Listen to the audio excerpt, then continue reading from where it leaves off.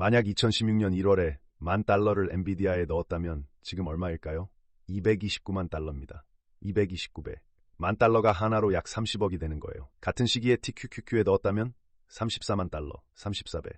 $10,000가 하나로 약 4억 5천만 원. 엔비디아가 압승입니다. 229배 대 34배. 비교가 안 되죠. 그러면 TQQQ에 투자하는 게 맞긴 한 거야? 라는 질문이 자연스럽게 떠오릅니다. 이번 편에서 그 질문에 정면으로 답하겠습니다. 먼저 솔직하게 인정합시다. 지난 10년 기준으로 최고의 개별주는 TQQQ를 이겼습니다. 엔비디아뿐만이 아니에요. 테슬라도 수십 배를 기록했고 아마존도 애플도 엄청난 수익을 냈습니다. 하지만 여기서 핵심 질문을 던져야 합니다. 여러분은 2016년에 엔비디아를 골랐을까요? 2016년에 엔비디아를 기억해 봅시다. 분할 조정 기준 주가 약 0.78달러에서 시작했어요. 시가총액은 지금의 1%도 안 됐습니다. 대부분의 사람들에게 엔비디아는 게이밍 그래픽카드 만드는 회사였어요. GTX 1080이 나온 해입니다. 게이머들한테는 인기 있었지만 투자자들 사이에서 10년 보유할 종목으로 꼽히진 않았습니다. AI? 2016년에 딥러닝이 GPU를 쓴다는 건 학계에서는 알려져 있었지만 월스트리트에서는 AI가 반도체 회사를 시총 4조 달러로 만들 것이다 라는 예측은 SF 소설에나 나올 법한 얘기였어요. 당시 애널리스트 한 명이 AI가 반도체 업계에 150억 달러 기회라고 추정했는데 엔비디아의 현재 연매출이 1,300억 달러가 넘습니다. 예측이 100배 빗나간 거예요. 맞는 방향을 가리키긴 했지만 규모를 완전히 틀렸습니다. 자, 그러면 2016년에 투자자들이 뭘 사고 있었냐? 그때 확실한 투자라고 불리던 종목들을 나열해 볼게요. 인텔, 반도체의 왕, PC 시장을 30년간 독점하고 서버 시장의 95% 이상을 장악하고 있었습니다. 2016년 기준 시가총액은 엔비디아의 10배 이상이었어요. 반도체에 투자하려면 인텔이 상식이었습니다. 결과는요, 인텔의 주가는 2016년 이후 거의 제자리거나 하락했습니다. 파운드리 실패, AI 칩 시장에서 완전히 밀리면서 2024년에는 다우존스 지수에서도 퇴출당했어요. 30년 만에. 그리고 그 자리를 누가 차지했냐면 엔비디아입니다. 확실한 반도체 투자라고 믿었던 인텔에 올인한 사람은 10년을 기다려서 얻은 게 거의 없습니다. 같은 반도체인데 인텔을 골랐느냐, 엔비디아를 골랐느냐에 따라 0배와 229배의 차이가 생긴 겁니다. 이건 인텔만의 문제가 아닙니다. 무적이라고 불리던 기업들의 무덤을 한번 걸어봅시다. 시스코, 2000년에 세계 시가총액 1위였습니다. 주가 80달러, 인터넷의 척추라고 불렸어요. 라우터와 스위치의 독점 기업. 인터넷이 성장하면 시스코도 성장한다는 게 당시의 상식이었습니다. 맞았어요. 인터넷은 성장했습니다. 시스코 주가는 80달러에서 현재 약 56달러. 25년이 지나도 고점을 회복하지 못했습니다. 인터넷은 맞았는데 종목은 틀린 거예요. 야후. 2000년대 초반 인터넷의 대명사, 검색, 이메일, 뉴스, 금융 데이터. 인터넷 구 야후인 시절이 있었습니다. 구글이라는 스타트업이 검색 엔진을 만들고 있었지만 야후가 압도적 1위였어요. 결과는 야후는 나스닥 100에서 퇴출됐고 버라이즌에 인수됐습니다. 시총의 99% 이상이 증발. 노키아, 휴대폰 시장의 절대 강자. 2007년에 전 세계 휴대폰 시장 점유율 49.4%, 거의 절반이었어요. 그해 스티브 잡스가 아이폰을 발표합니다. 노키아 경영진은 터치스크린 폰은 유행이 될 수 없다고 평가했습니다. 5년 뒤 노키아의 휴대폰 사업부는 마이크로소프트의 헐값에 팔렸어요. GE, 제너럴 일렉트릭, 100년 넘게 다우존스 지수에 있었던 미국 산업의 상징, 2000년에 세계 시가총액 1위. 잭 웰치 CEO 시절에는 GE는 망할 수 없다가 월스트리트의 정설이었습니다. 2018년 다우에서 퇴출, 주가는 고점 대비 80% 이상 하락. 결국 회사를 3개로 쪼개야 했습니다.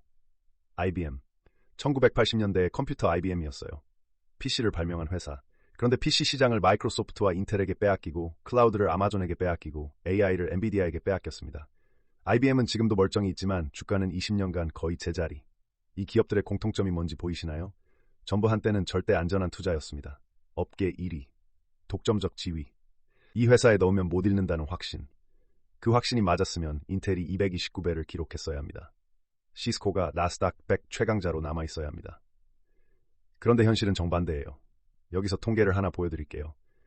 S&P 더우 존스 인디시스에서 매년 발표하는 SP바 스코어 카드라는 게 있습니다.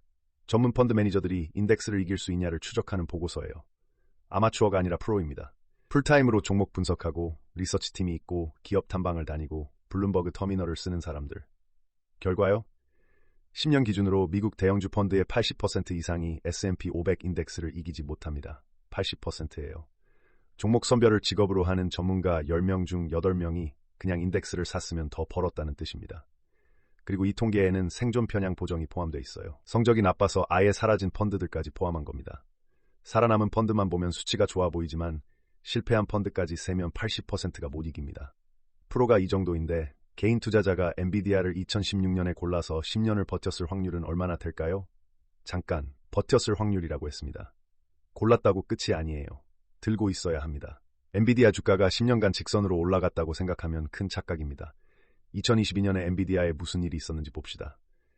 2021년 11월 엔비디아 분할 조정 주가 약 34달러, 사상 최고가입니다. AI 기대감, 게이밍 호황, 데이터 센터 성장, 모든 게 완벽했어요. 2022년 10월 주가 약 11달러, 고점 대비 67% 하락, 3분의 2가 날아간 겁니다. 1억을 넣었다면 3,300만 원이 된 거예요. 6,700만 원이 10개월 만에 사라졌습니다. 이 구간에서 무슨 일이 있었냐? 연준의 급격한 금리 인상, 크립토 붕괴로 채굴용 GPU 수요 급감, 반도체 재고 과잉, 게이밍 시장 둔화, 엔비디아의 실적이 꺾이기 시작했고 AI는 아직 먼 이야기라는 비관론이 지배적이었습니다. 이 시점에서 엔비디아를 계속 들고 있을 수 있었을까요? 솔직하게 생각해보세요. 주가가 67% 빠진 상태에서 뉴스는 온통 부정적이고 실적도 꺾이고 반도체 겨울이 온다는 기사가 매일 나오는 상황. 대부분의 사람은 팝니다. 자르고 다른 데 넣습니다. 그리고 2023년에 챗GPT가 터지면서 엔비디아가 20배 올라가는 걸 구경합니다. 개별주 투자의 가장 큰 적은 종목 선택이 아닙니다. 감정입니다. 맞는 종목을 골라도 못 버팁니다. 67% 하락을 보면서 괜찮아, 10년 후에 229배가 될 거야 라고 말할 수 있는 사람은 거의 없어요. 자, 반론이 있을 수 있습니다. TQQQ도 마찬가지 아니야? 2022년에 TQQQ도 79% 빠졌잖아. 맞습니다. TQQQ는 2022년에 79% 하락했어요. 엔비디아의 67%보다 더 빠졌습니다. 이건 사실이에요. 하지만 여기서 결정적인 차이가 있습니다. 버틸 때 스스로에게 던지는 질문이 달라요. TQQQ가 빠졌을 때 미국 기술 산업이 회복할까? 이건 비교적 답하기 쉬운 질문입니다. 엔비디아가 빠졌을 때 AI 수요가 돌아올까? AMD가 추격하면? 새로운 아키텍처가 GPU를 대체하면? 중국 제재는? 한 회사의 미래를 예측하는 건 산업 전체의 방향을 예측하는 것보다 압도적으로 어렵습니다. 미국 기술 산업이 회복한다는 확신은 갖기 쉽지만 이 회사 하나가 반드시 살아남는다는 확신은 갖기 어려워요. 인텔이 그랬고, 시스코가 그랬고, 야후가 그랬고, 노키아가 그랬으니까. 그리고 3편에서 다뤘듯이 나스닥 100은 패자를 알아서 퇴출하고 승자를 알아서 편입시킵니다. 인텔이 무너져도 인덱스는 엔비디아의 비중을 자동으로 올려줘요. 여러분이 매도 결정을 내릴 필요가 없습니다. 개별주 투자자는 그 고통스러운 결정을 본인이 직접 해야 합니다. 그러면 다음 엔비디아를 찾는 것에 대해 얘기해 봅시다. 2026년 현재 많은 사람들이 다음 엔비디아를 찾고 있어요. AI 관련 소형주, 양자 컴퓨팅 관련주, 로보틱스 관련주. 지금 투자하면 10년 뒤에 100배 같은 스토리에 끌리는 거죠. 문제는 다음 엔비디아를 찾는 시도에는 다음 인텔을 고를 위험이 항상 따라온다는 겁니다. 100배짜리를 고를 확률과 0이 되는 종목을 고를 확률이 공존합니다. 2016년으로 돌아가 봅시다. 그때도 확실한 성장주들이 있었어요. 고프로, 액션 카메라의 독점자, 2014년에 상장하면서 90달러를 찍었습니다. 콘텐츠 시대의 필수 디바이스라는 스토리, 지금 주가는 1달러대 97% 이상 하락. 피트비트, 웨어러블의 선구자, 건강관리가 미래다는 스토리. 구글에 인수되면서 투자자들은 고점 대비 80% 이상 손실. 블루 에이프런, 밀키트의 혁명. 모든 사람이 집에서 셰프급 요리를 한다는 스토리. 상장 후 주가 97% 폭락, 나스닥에서 퇴출. 다음 페이스북이라고 불렸죠. 2017년 상장 당시 시총 240억 달러. 지금은? 2016년 대비 나은 편이지만 2022년에 87% 폭락하는 과정에서 대부분의 투자자가 이탈했어요. 이 종목들은 전부 확실한 성장 스토리를 가지고 있었습니다. 액션 카메라, 웨어러블, 밀키트, 소셜미디어. 트렌드는 맞았어요. 그런데 종목이 틀렸습니다. 또다시 방향은 맞았는데 종목이 틀린 겁니다. 엔비디아를 고르는 건 이 종목들 사이에서 다이아몬드를 찾는 것과 같습니다. 10개 중 1개가 다이아몬드이고 나머지 9개는 유리 조각이에요. 프로도 10명 중 8명이 유리 조각을 고릅니다. 그리고 성장주보다 더 위험한 유혹이 있습니다. 계잡주. 이 회사 시총이 아직 100억밖에 안 돼. AI 관련 계약 하나만 따면 10배는 간다. 직원이 20명인데 특허를 가지고 있어. 숨은 보석이야. 커뮤니티에서 매일 볼 수 있는 논리예요. 계잡주에 끌리는 이유는 간단합니다. 적은 돈으로 인생을 바꿀 수 있다는 환상. 주가 1달러짜리가 10달러만 돼도 10배잖아요. 엔비디아보다 더 빨리 부자가 될 수 있을 것 같습니다. 현실은요? 대부분의 계잡주는 이런 경로를 따릅니다. 테마를 타고 급등합니다. AI, 양자 컴퓨팅, 대마초, 우주, 메타버스. 커뮤니티에서 불이 붙고 거래량이 폭발하고 아직 초기라는 말이 반복됩니다. 그리고 실적 발표일이 옵니다. 연매출이 7만 5천 달러. 직원 평균 연봉보다 적어요. 주가는 역사적 고점에서 90%, 95%, 99% 빠집니다. 그때쯤이면 커뮤니티는 조용해져 있어요. 아무도 그 종목 얘기를 안 합니다. 우리 채널에서 계잡주를 해부하는 시리즈를 따로 하고 있는데 데이터를 까보면 패턴이 전부 같아요. 무매출, 무이익, 주주 희석, going concern 경고, 겉포장만 다르지 구조는 동일합니다. 계잡주로 돈을 버는 사람은 있습니다. 운이 좋거나 타이밍이 정확하거나 내부 정보가 있거나. 하지만 통계적으로 계잡주 투자자의 대다수는 손실로 끝납니다.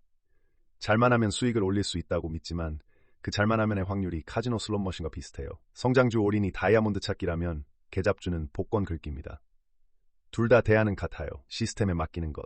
그래도 나는 종목을 잘 고른다고 생각하는 분들을 위해 하나만 더 짚겠습니다. 몰빵의 수학.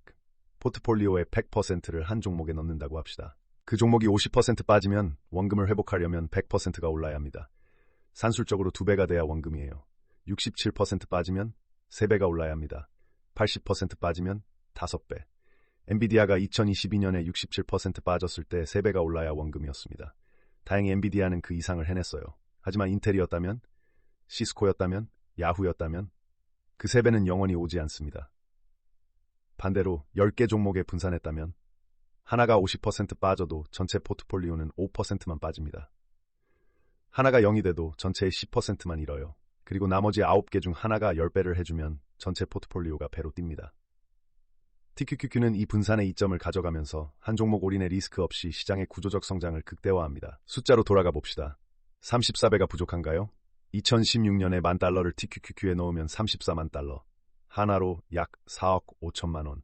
$10,000 하나로 약 1,300만 원으로 시작해서 4억 5천만 원. 이게 부족하다고 느끼는 건 229배를 아니까 그런 겁니다. 10년 전에는 229배가 가능한 종목이 뭔지 아무도 몰랐어요. 엔비디아가 그렇게 될 줄 안 사람은 세상에 한 줌도 안 됩니다. 그리고 그 한 줌 중에서도 67% 하락을 버텨낸 사람은 더 적어요. 34배는 아무 종목도 고르지 않고 얻을 수 있는 수익입니다. 리서치도 필요 없고 실적 발표를 추적할 필요도 없고 CEO가 바뀔까 걱정할 필요도 없어요. 나스닥 100이라는 시스템이 알아서 승자를 골라주고 TQQQ가 알아서 레버리지를 관리해줍니다. 229배를 노리다가 인텔을 고르면 0배입니다. 34배를 선택하면 종목을 몰라도 시장 타이밍을 몰라도 감정 관리를 못해도 시스템이 일합니다. 한 가지 더, 미래의 엔비디아를 굳이 찾을 필요가 없는 이유가 있어요. TQQQ에 투자하면 다음 엔비디아가 나타났을 때 자동으로 올라탑니다. 앞서 3편에서 본 것처럼 인덱스가 알아서 편입하고 비중을 키워줍니다. 여러분이 다음 엔비디아를 찾아 헤매는 동안 TQQQ는 그 종목이 나타나면 알아서 담고 실패하면 알아서 빼줍니다. 개별주 투자는 내가 시장보다 똑똑하다는 베팅입니다. TQQQ 투자는 미국 기술 산업이 계속 성장한다는 베팅이에요. 둘 다 베팅이지만 어느 쪽에 역사가 서 있는지는 명확합니다. 오늘의 결론입니다. 개별주가 TQQQ를 이길 수 있느냐? 과거 기준으로 최고의 종목은 이겼습니다. 하지만 그 종목을 사전에 고를 확률, 하락을 버텨낼 확률, 10년을 보유할 확률을 곱하면 현실적인 기대 수익은 TQQQ가 압도합니다. 34배는 평범한 결과가 아닙니다. 인류 역사상 대부분의 투자자가 평생 달성하지 못하는 수익률이에요. 그리고 이걸 위해 필요한 건 단 하나의 확신뿐입니다. 미국 기술 산업이 10년 뒤에도 성장하고 있을 것이다. 엔비디아를 고르는 건 천재의 영역입니다. TQQQ를 사는 건 시스템의 영역이에요. 이 채널은 천재가 아닌 사람들을 위한 전략을 다룹니다. 다음 편에서는 TQQQ의 가장 무서운 순간, 폭락에서 어떻게 살아남는지를 데이터로 보여드리겠습니다.